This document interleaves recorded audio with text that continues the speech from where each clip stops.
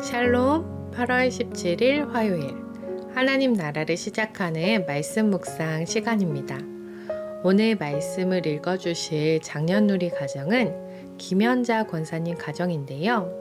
오늘 우리에게 주시는 하나님의 말씀을 김연자 권사님께서 읽어주시겠습니다.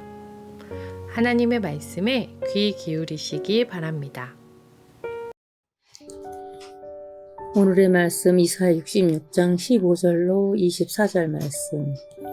보라, 여호께서 불에 둘러싸여 강림하시리니 그의 스레드는 희오리 빠른 같으리로다. 그가 협력하는 이스라엘 노여움을 나타내시며 맹렬한 하염으로 책망하실 것이라. 여호께서 불과 칼로 모든 혈육에게 심판을 베푸신즉 여호와께 죽임당할 자가 많으리니 스스로 거룩하게 구별하며 스스로 정결하게 하고 동산에 들어가서 그 가운데 있는 자를 따라 돼지고기와 기증한 물건과 쥐를 먹는 자가 다 함께 망하리라. 여호와의 말씀이니라. 내가 그들의 행위와 사상을 아노라. 때가 이르면 문나라와 언어가 다른 민족들을 모으리니 그들이 와서 나의 영광을 볼 것이며 내가 그들 가운데에서 징조를 세워서 그들 가운데에서 도피할 자를 여러 나라 곧 다시스와 뿔과 활을 당기는 룻과 및 두발과 야왕과 또 나의 영성을 듣지도 못하고 나의 영광을 보지도 못한 먼 섬들로 보내리니 그들이 나의 영광을 문나라에 전파하리라. 나 여호와가 말하노라. 이스라엘 자손이 예물을 깨끗한 그릇에 담아 여호와의 집에 드림같이 그들이 너의 모든 형제를 문나라에서 나의 성산 예루살렘으로 말과 수레와 교제와 노새와 낙태에 태우다가 여호와께 예물로 드릴 것이요 나는 그 가운데서 택하여 제사장과 레위인을 삼으리라. 여호와의 말이니라. 내가 지을 새 하늘과 새 땅이 내 앞에 항상 있는 것 같이 너의 자손과 너의 이름이 항상 있으리라. 여호와의 말이니라. 여호와가 말하노라. 매월 초 하루와 매 안식일에 모든 혈육이 내 앞에 나와 예배하리라. 그들이 나가서 내게 폐역한 자들의 시체들을 볼 것이라. 그 벌레가 죽지 아니하며 그들이 꺼지지 아니하여 모든 혈육에게 기증함이 되리라. 아멘.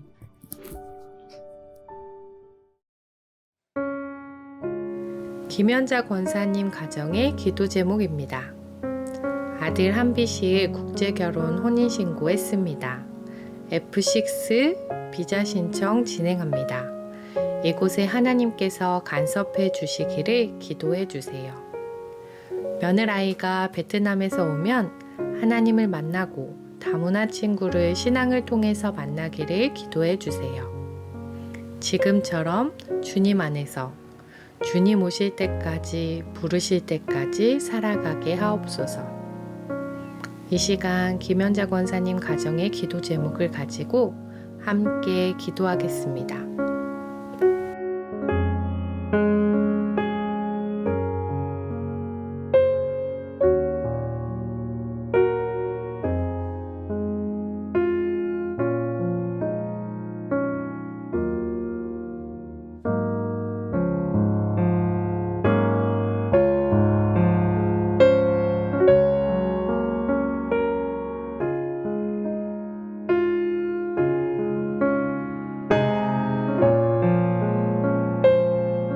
사랑의 하나님, 김연자 권사님 가정을 위하여 이 시간 기도합니다.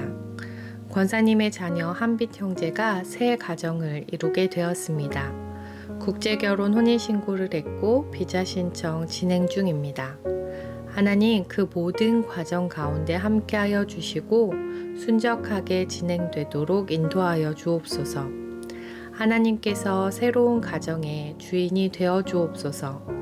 새로운 가족이 된 자매가 하나님을 알게 하시고 하나님의 사랑을 깨달아 하나님을 주라 고백하는 믿음의 사람이 되도록 인도하여 주옵소서. 믿음의 사람들을 붙여주셔서 서로 격려하며 함께 신앙생활할 수 있도록 도와주옵소서. 권사님이 지금까지 주님 안에서 신앙생활하게 하신 것처럼 주님 오실 때까지 부르실 때까지 믿음의 본을 보여주시는 믿음의 어른으로 살아가게 하시며 새가족부를 담당하고 계신데 한 생명을 천하보다 귀하게 여기시는 하나님의 마음으로 부서와 새가족들을 섬기실 수 있도록 지혜와 체력, 능력을 허락하여 주옵소서. 감사드리며 예수님 이름으로 기도드립니다. 아멘. 오늘의 본문은 이사야서의 가장 마지막 단락으로 이사야서의 전체 결론을 담고 있습니다. 심판과 회복이라는 주제를 요약적으로 제시해주고 있으며 하나님의 구원의 완성, 곧 새 하늘과 새 땅을 보여주고 계시는데요. 하나님의 심판으로 의인과 악인이 나뉘게 되고 의인이 누리게 되는 새 하늘과 새 땅에서는 매월 초하루와 매 안식일에 모든 혈육이 하나님 앞에 예배하게 될 것이라고 선포하고 계십니다. 구약시대에서는 하나님에 대한 예배가 예루살렘 성전에서만 드릴 수 있었습니다. 그릇된 신앙 행태를 방지하기 위한 조치였는데요. 그러다 보니 이스라엘 전역에 흩어져 살던 이스라엘 백성이 예루살렘에서 하나님께 예배드리는 것은 쉽지 않은 일이었습니다. 자신들의 생업을 며칠이나 중단해야만 가능한 일이었습니다. 그래서 하나님께서는 1년에 3차례 6월절, 7.7절, 초막절에만 예루살렘에서 예배하라고 말씀해 주셨습니다. 그러나 새하늘 새 땅에서 드리는 예배는 이스라엘 백성에서 하나님께 구원받은 모든 혈육으로 그 대상이 넓어졌습니다. 이스라엘 백성을 선택하셨던 것은 이스라엘 백성만을 위한 것이 아닌 온 세상을 위한 선택이셨습니다. 또한 제한되어 있던 1년에 3번만 드렸던 예배가 아니라 매월 초하루와 매 안식일마다 예배할 수 있습니다. 우리는 하나님의 강권적인 은혜로 하나님께 예배드릴 수 있는 특권이 주어진 자들입니다. 우리는 이 특권을 누리고 있는 자들입니다. 이사야서처럼 모든 생명이 여호와께 경배드리며 마무리되는 성경이 또 있는데요. 출애굽기와 요한계시록이 그렇습니다. 출애굽기에서는 하나님은 이스라엘 백성을 이집트에서 나오게 하셨고 이스라엘 백성을 통해 세상이 여호와 하나님이 참 하나님이심을 알게 하셨습니다.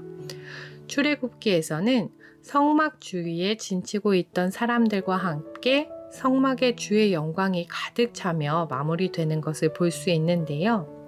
이스라엘 백성의 최종 종착지는 가나안이 아니었습니다. 가나안은 종착지로 가는 수단이었으며 종착지는 하나님을 경배하면서 하나님과 교제 나누는 것임을 알려주는 장면입니다. 요한계시록도 마찬가지입니다. 창조주이신 하나님의 영광과 놀라움에 빠져들 때, 하나님이 주신 기쁨과 사랑 속으로 몰입할 때, 하나님의 큰 기쁨이 우리와 함께 하심이라는 것을 알게 될 때 우리는 하나님께서 주신 그 기쁨을 같이 누리는 축복을 얻게 될 것입니다. 우리는 무엇을 위해 살아가고 있나요? 우리는 무엇을 위해 신앙생활을 하고 있나요?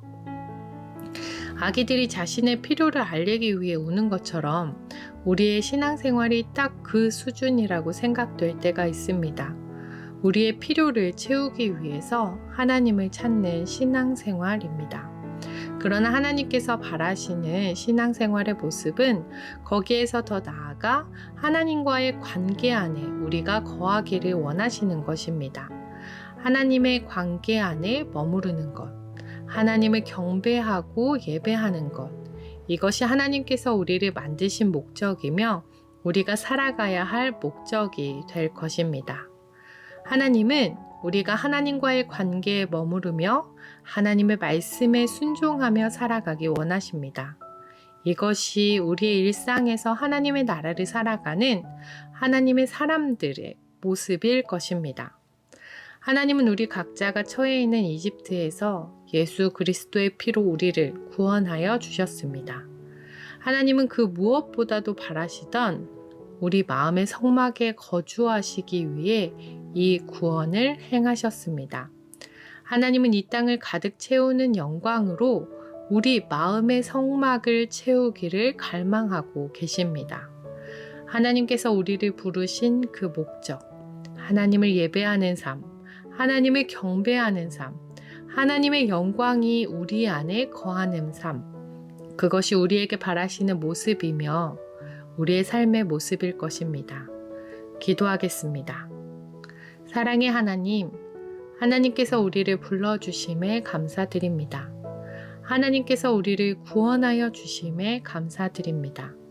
하나님께서 바라시는 관계, 하나님이 바라시는 예배, 하나님의 영광이 우리 안에 거하는 삶, 우리의 삶이, 우리의 모습이 하나님을 기쁘시게 하며 하나님이 바라시는 모습으로 살아가는 높은 데 두신 공동체 되게 하여 주옵소서.